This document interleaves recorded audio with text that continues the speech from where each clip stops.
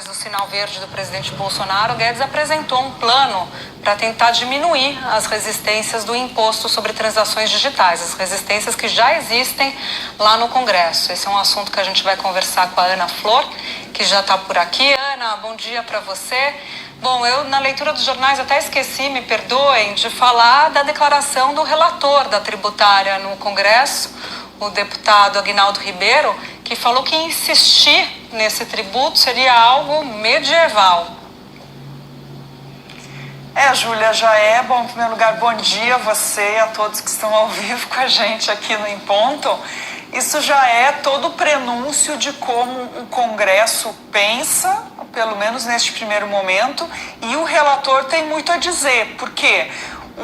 O presidente da Câmara, Rodrigo Maia, decidiu que o relator da Comissão Mista, Aguinaldo Ribeiro, também vai ser o relator desse projeto de lei que o governo mandou com a primeira fase da reforma tributária e que essa primeira fase vai para a comissão. Então isso já é um prenúncio aí de que tudo que o governo mandar será discutido na Comissão Mista, onde tem que ser discutido mesmo. Não vai ter mais aquele pedido de urgência do governo para que tramitasse ali a parte das comissões. Então tudo que o governo mandar será discutido nessa comissão e o relator é Aguinaldo Ribeiro. Então, no Congresso há uma enorme resistência aí a esse novo imposto estilo CPMF, apesar dele poder aí trazer desoneração da folha e criar empregos.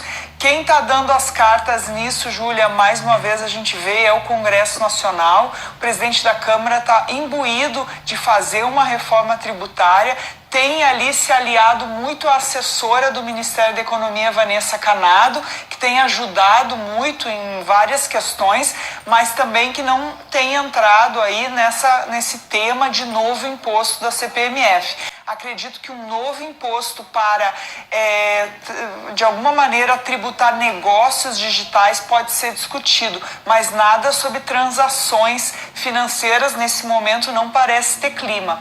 O Congresso também tem dado muito o ritmo das conversas quando se fala em aumento de gastos do governo, e isso é muito preocupante.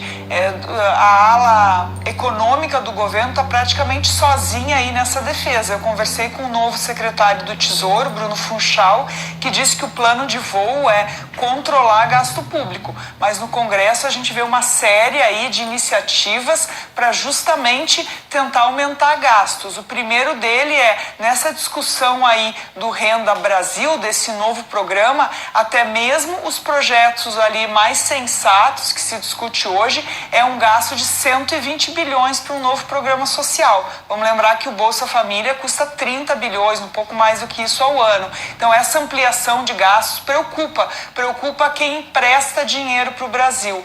Por quê? Porque fica essa dúvida se o Brasil vai ter condições de pagar sua dívida. Olha, já existe dentro da equipe econômica, inclusive, essa discussão de ampliar o auxílio emergencial até o final do ano. 2 pessoas da equipe econômica confirmaram isso, dizem que é preciso que seja um valor menor do que os R$600, só que o Congresso vai insistir nos R$600.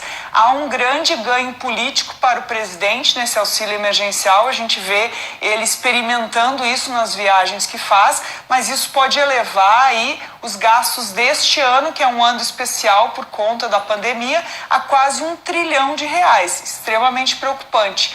Olha só, todo esse gasto aí, essa falta de confiança de quem empresta dinheiro para o Brasil já está tão aí sensível que os juros futuros têm aumentado. A gente fica falando da Selic, o Banco Central vai decidir Selic esse mês, mas o investidor está olhando para o juro futuro.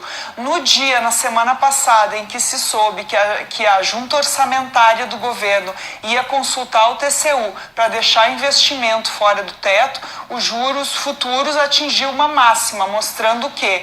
Que o teto de gastos é a única âncora fiscal que se tem hoje e que, se ele for abandonado ou mesmo aí circundado por gastos que fiquem fora, como o Congresso já discute e a área política do governo gostaria, já é uma demonstração de que o Brasil pode ir num caminho de aumentar juros, porque não há confiança de que a gente vai conseguir lá na frente pagar toda essa dívida que a gente está contratando agora. É uma situação muito delicada, Júlia, e o teto de gastos não é só um símbolo, ele hoje é a demonstração de que o Brasil tem um compromisso aí de que vai pagar, vai botar suas contas em dia e não vai aumentar os gastos públicos além da inflação. Fica um alerta que está vindo de fora e de todo mundo que ajuda o Brasil a jogar para frente essa dívida e pagar, colocar as contas em dia, né? Fazer esse ajuste fiscal.